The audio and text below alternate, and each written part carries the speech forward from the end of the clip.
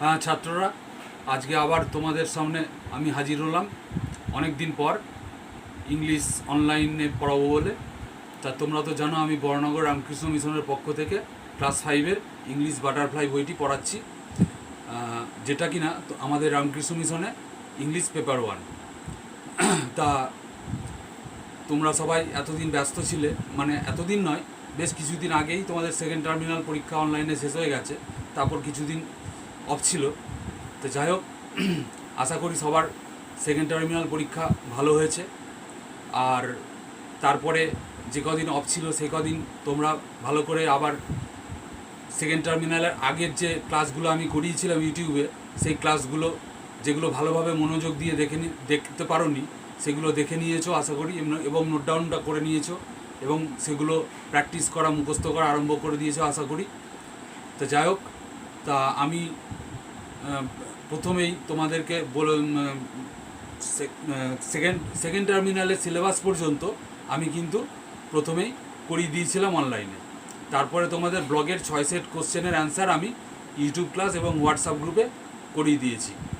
তারপরে গ্রামার করিয়ে দিয়েছি, গ্রামারের কমপ্লিট সিলেবাস কমপ্লিট করে দিয়েছি। তারপরে আবার সেকেন্ড টার্মিনালের পরীক্ষা আরম্ভ হওয়ার আগে আমরা অ্যানুয়াল এক্সামের যে সিলেবাস আছে সেটা ধরে ফেলেছি। Lesson number 10 a great social reformer, এটা আমাদের হয়ে গেছিল। তাহলে সেকেন্ড টার্মিনালের পরে পরীক্ষার পরে আর কোনো ক্লাস হয়নি, কিন্তু অ্যানুয়ালের সিলেবাস কন্টিনিউ করব। লেসন নাম্বার 10-এর পর লেসন নাম্বার 11 আজকে স্টার্ট করব। আজকে লেসন নাম্বার 11-এ আছে দ্য ফিনিশিং পয়েন্ট, এইটার আমি টেক্সটটা আজকে পড়াবো। এই হচ্ছে আমাদের লেসন প্ল্যান। তাহলে চলো আমার সঙ্গে একটুখানি ঈশ্বর স্মরণ করে নাও। জয় মা ভবতারিণী মা, জয় শ্রী শ্রী মহাদেব, জয় শ্রী শ্রী ভগবান রামকৃষ্ণ পরমহংসদেব,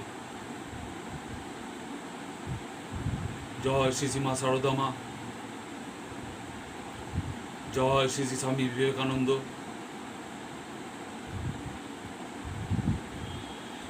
জয় শ্রী শ্রী জগন্নাথ দেব, জয় শ্রী শ্রী বলরাম, জয় শ্রী শ্রী মা সুভদ্রা মা, জয় শ্রী শ্রী মা সরস্বতী মা।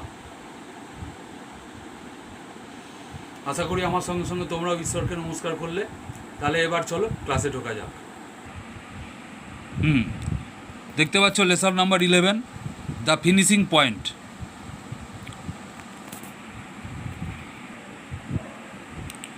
দ্য ফিনিশিং পয়েন্ট, তাহলে lesson number 11 the finishing point আজকের আমাদের মানে আলোচ্য বিষয়, ঠিক আছে? তা ফিনিশিং পয়েন্ট মানেটা কি? বাংলা মানে ফিনিশ মানে হচ্ছে সমাপ্ত করা, যদি ভার্ব হয়, আর যদি নাউন হয় তাহলে ফিনিশ মানে হচ্ছে শেষ বা সমাপ্তি। আর ফিনিশিং মানে হচ্ছে সমাপক, মানে যেটা আর কি সমাপ্তির কারণ। তা ফিনিশিং পয়েন্ট মানে সেই সমাপক বিন্দুটি। মানে একটা দৌড় যখন শুরু হয়, দৌড়টা শেষও হয়, যে লাইনে দৌড়টা শেষ হচ্ছে সেই লাইনটাকে বলা হচ্ছে ফিনিশিং পয়েন্ট, ঠিক আছে? তাহলে চলো, এখানে দেখো একটা মেয়ে ছবি দিয়েছে,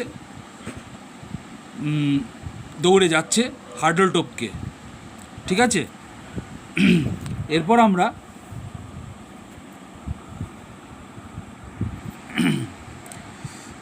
দুটো প্রশ্ন আছে।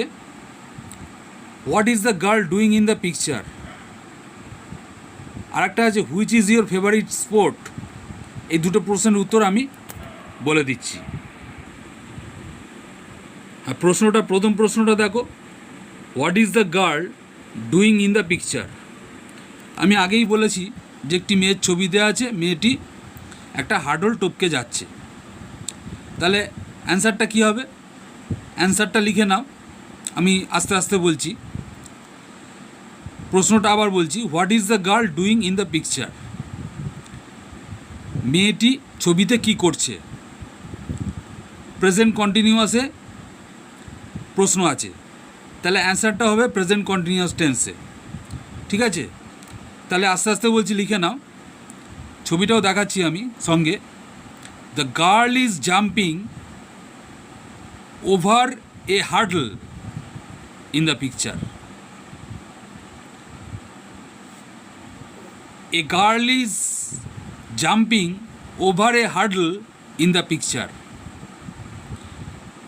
মেয়েটি একটা হার্ডলের ওপর দিয়ে লাফাচ্ছে ছবিতে। The girl is jumping over a hurdle in the picture. মেয়েটি একটা হার্ডলের ওপর দিয়ে লাফিয়ে যাচ্ছে ছবিতে। এটা হচ্ছে ফার্স্ট কোশ্চেনের অ্যান্সার। আশা করি লিখতে পেরেছো। এবার হার্ডল মানেটা কি? হার্ডল হচ্ছে একটা আপরাইট ফ্রেম, খাড়া একটা কাঠামো। অনেকগুলো, typically one of A series, সাধারণত অনেকগুলো থাকে একটা দৌড়ে, সেই অনেকগুলোর মধ্যে একটি। That athletes in a race must jump over. An upright frame, typically one of A series, that athletes in a race must jump over. একটা দৌড় ক্রীড়াবিদ অবশ্যই সেই হার্ডলটা লাফিয়ে লাফিয়ে, হার্ডলগুলো অনেকগুলো হার্ডল থাকে, হার্ডলগুলো লাফিয়ে লাফিয়ে দৌড়তে হবে। হার্ডল হচ্ছে সেই রকম একটা খাড়া কাঠামো। ঠিক আছে, যখন একটা দৌড়বিদ বলতে পারো, সেটি মহিলা দৌড়বিদ হতে পারে, পুরুষ দৌড়বিদ হতে পারে। মহিলাদের ক্ষেত্রে অনেকগুলো মহিলা দৌড়োয়, ছেলেদের ক্ষেত্রে অনেকগুলো ছেলেরা দৌড়োয়। তারা ওই রেসে অনেকগুলো হার্ডল থাকে, সেই হার্ডলগুলো লাফিয়ে লাফিয়ে দৌড়ে দৌড়ে এগিয়ে যায়। সেই হার্ডল হচ্ছে ওই রকম, ফুটবলের গোল পোস্ট দেখেছো তো, ওরকম ফুটবলের গোল পোস্টের মতো বড় নয়, ওই রকমই দেখতে, কিন্তু ছোট। ওগুলো লাফিয়ে লাফিয়ে দৌড়তে হয়, তো সেইটাকেই বলে হার্ডল। ঠিক আছে, তা সেকেন্ড কোশ্চেনে আসি। What is your favourite sport? তোমার প্রিয় খেলা কি? তা সেকেন্ড কোশ্চেনে বলেছে which is your favourite sport. এখানে যদি বলতো who is your favourite sport, তাহলে স্পোর্টের অর্থ হতো খেলোয়াড়। স্পোর্টের অর্থ খেলা বা খেলোয়াড় দুটোই হয়। আর এখানে which is your favourite sport মানে কোনটি তোমার প্রিয় খেলা, কোনটি তোমার প্রিয় খেলা। তো উত্তর কী দেবে? My favourite sport is cricket, my favourite sport is football বা soccer, my favourite sport is tennis. যার যেটা পছন্দ সে সেই খেলাটার নাম করবে। ঠিক আছে, ফেভারিট মানে হচ্ছে প্রিয়। ঠিক আছে, পেজ নাম্বার 113। তাহলে let's read.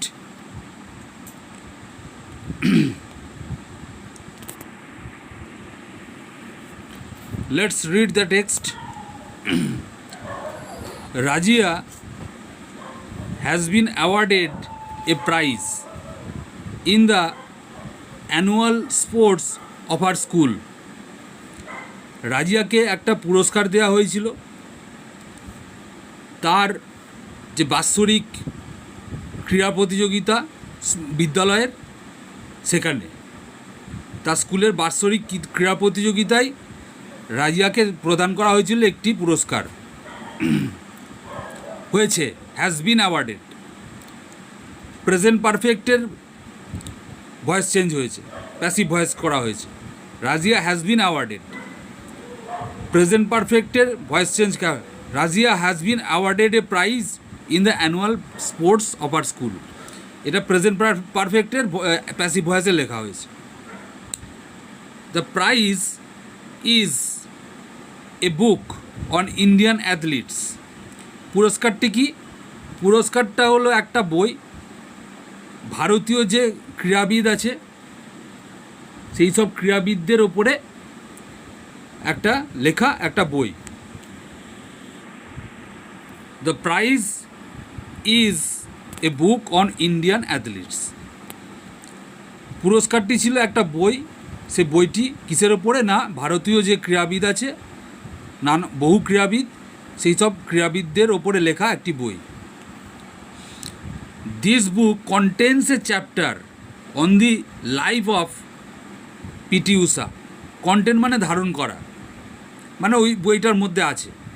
This book contains a chapter, এই বইটির মধ্যে একটা অধ্যায় আছে on the life of PT Usha. PT উষার জীবনের ওপরে লেখা একটা অধ্যায় আছে। The sprint queen of India, কে? পিটি উষাকে মডিফাই করছে the sprint queen of India. তিনি কে ছিলেন? না, দৌড়ের রানী, ভারতের দৌড়ের রানী। ঠিক আছে। As Razia is very eager to know about PT Usha, যেহেতু রাজিয়া খুবই আগ্রহী ছিল পিটি উষা সম্পর্কে জানতে, এ দেখো টু নো, জানতে, infinitive, to know about PT Usha, PT Usha সম্পর্কে জানতে খুবই আগ্রহী ছিল Razia. She started reading the book right away after dinner, সে বইটি পড়া শুরু করলো রাতের খাওয়া দাওয়ার পর, সঙ্গে সঙ্গেই। ঠিক আছে।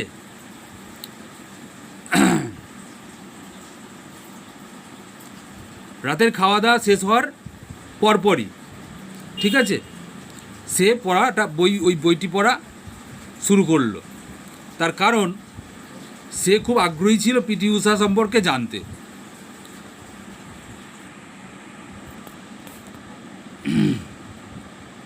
আবার বলে দিচ্ছি লাস্ট সেন্টেন্সটা। As Razia is very eager to know about PT Usha, she started reading the book right away after dinner, যেহেতু রাজিয়া খুবই আগ্রহী ছিল পিটি উষা সম্পর্কে জানতে, সে বইটি পড়া শুরু করে দিয়েছিল তার রাতের খাওয়ার পরপরই, অবিলম্বে। সেকেন্ড প্যারাগ্রাফে এসো। পিলা ভুলা কান্ডি থেকে পারমবিল উষা, জেনারেলি নোন অ্যাজ পিটি উষা। পিলা ভুলা কান্ডি, পি থেকে পারমবিল টি, তাহলে পি টি উষা, জেনারেলি নোন অ্যাজ পিটি উষা। তাহলে পিলাভুলা কান্ডি থেকে পরমবিল উষা, সাধারণত তিনি পরিচিত পিটি উষা হিসেবে। Is indeed the most famous and successful female athlete from India. Pilavullakandi Thekkeparambil Usha, generally known as PT Usha. Pilavullakandi Thekkeparambil উষা, সাধারণত তিনি পিটি উষা নামে পরিচিত। তিনি বাস্তবিকই, প্রকৃতপক্ষেই সবথেকে বেশি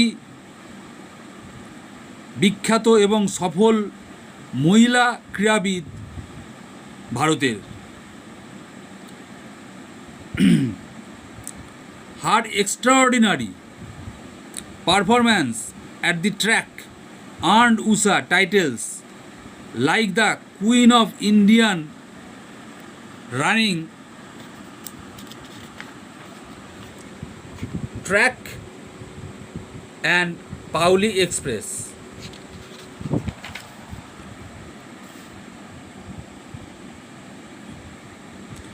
তার অসাধারণ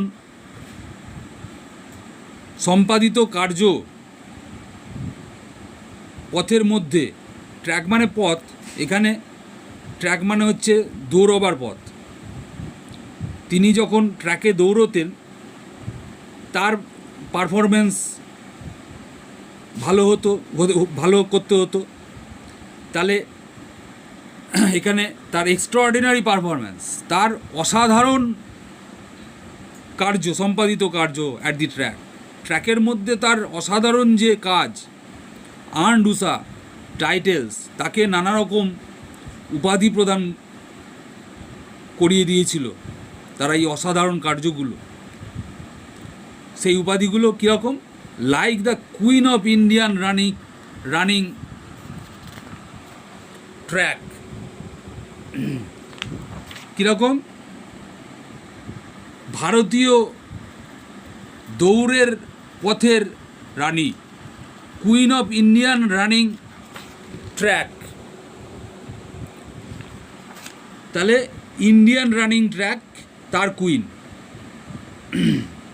ভারতীয় দৌড়ের পথের রানী, এই নামটা তিনি পেয়েছিলেন। এবং আর একটা নাম তাকে দেওয়া হয়েছিল, পাওলি এক্সপ্রেস, ঠিক আছে, বা পেওলি এক্সপ্রেস। তার এই দুটো নামে তাকে ডাকা হতো। থার্ড প্যারাগ্রাফে এসো।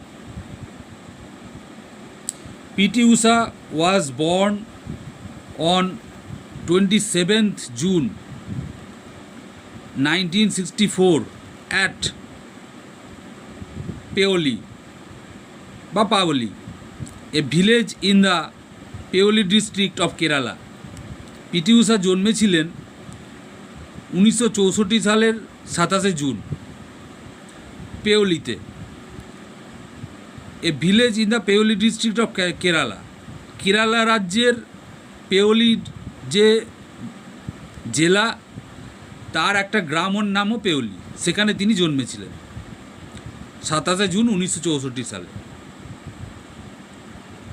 দাও Usha was affected by ill health in her early childhood, যদিও উষা তার ছোটোবেলাতে শৈশব অবস্থার প্রথম দিকে খুবই অসুস্থ স্বাস্থ্যের দ্বারা প্রভাবিত হয়েছিলেন, বা অসুস্থতা তাকে আক্রমণ করেছিল। হার প্রমিস ইন স্পোর্টস, তার যে অঙ্গীকার খেলার প্রতি, কুড বি ক্লিয়ারলি নোটিসড, তার খেলার প্রতি যে অঙ্গীকার সেটা একদম পরিষ্কারভাবে লক্ষ্য করা গিয়েছিল। এগেনস্ট অল অডস, সমস্ত প্রতিবন্ধকতা বিরুদ্ধে, অড মানে হচ্ছে বৈষম্য, এগেনস্ট অল অডস, সমস্ত প্রতিবন্ধকতার বিরুদ্ধে সি সাকসিডেড, তিনি সফল হয়েছিলেন in becoming one of the greatest athletes India has ever produced. তিনি সফল হয়েছিলেন ভারতের যতজন শ্রেষ্ঠ ক্রীড়াবিদ ভারত জন্ম দিয়েছে, সেই তাদের মধ্যে একজন হতে তিনি সফল হয়েছিলেন। সি সাকসিডেড, তিনি সফল হয়েছিলেন ইন বিকামিং, হতে, one of the greatest athletes India has ever produced. সেই ভারত যেসব মহান শ্রেষ্ঠ ক্রীড়াবিদদের জন্ম দিয়েছিল, তার মধ্যে একজন হতে তিনি সফল হয়েছিলেন। She made her first national record, তিনি তার প্রথম জাতীয় রেকর্ড মানে নথি, এখানে রেকর্ড কথাটা ওই বাংলা রেকর্ডই হয়ে গেছে। তিনি তার প্রথম জাতীয় রেকর্ড তৈরি করেছিলেন in the 100 metre sprint, 100 metre দৌড়ে, in 1977 when she was just 13 years old। 1977 সালে তিনি জাতীয় রেকর্ড করেছিলেন, প্রথম জাতীয় রেকর্ড করেছিলেন তিনি 1977 সালে, যখন তার বয়স মাত্র 13 বছর। তাহলে আমরা ফার্স্ট ইউনিটটা শেষ করলাম আজকে। পেজ নাম্বার 113 থেকে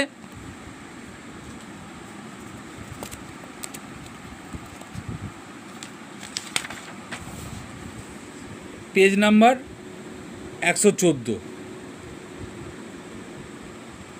এই পর্যন্ত আমাদের ফার্স্ট ইউনিটটা আমরা আজকে ডিসকাস করলাম।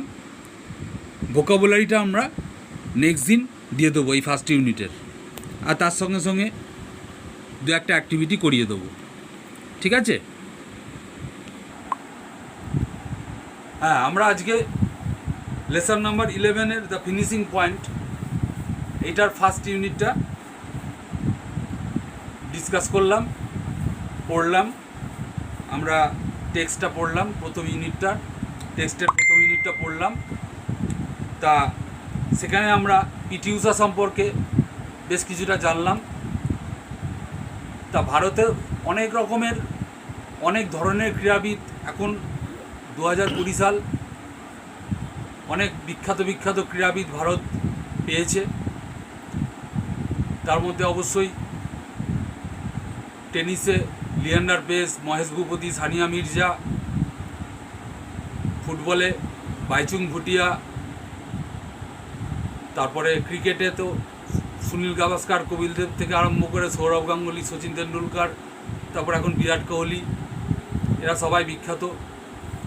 তা ফুটবল, ক্রিকেট, টেনিস, হ্যাঁ, দৌড়ে মিল্খা সিংয়ের নাম শুনেছ, হ্যাঁ, তার ছেলে আবার গলফে খুব ভালো। তা অনেক ধরনের ক্রীড়াবিদ আছে ভারতে, ছিল, আরও বাড়ছে। ব্যাডমিন্টনে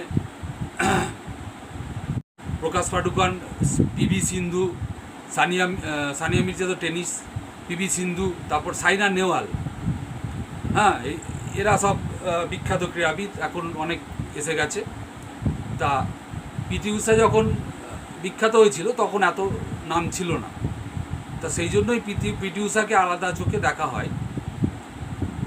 তা তোমাদের লেসন 11-এও সেই জন্য পিটি ঊষাকে সম্মান দিয়ে একটা অধ্যায় রাখা হয়েছে। তা আবার নেক্সট দিন আমরা আজকে যেটা পড়লাম তার ভোকাবুলারিটা দেবো আর অ্যাক্টিভিটি কিছু করাবো। এবার ভালো করে আবার অ্যানুয়ালের জন্য প্রিপারেশন শুরু করে দেবে। প্রত্যেকটা ইউটিউব ক্লাস যেরমভাবে পড়াবো একদম স্ট্রিক্টলি সেইভাবে ফলো করবে। ভালো থেকো, আজকের জন্য টাটা।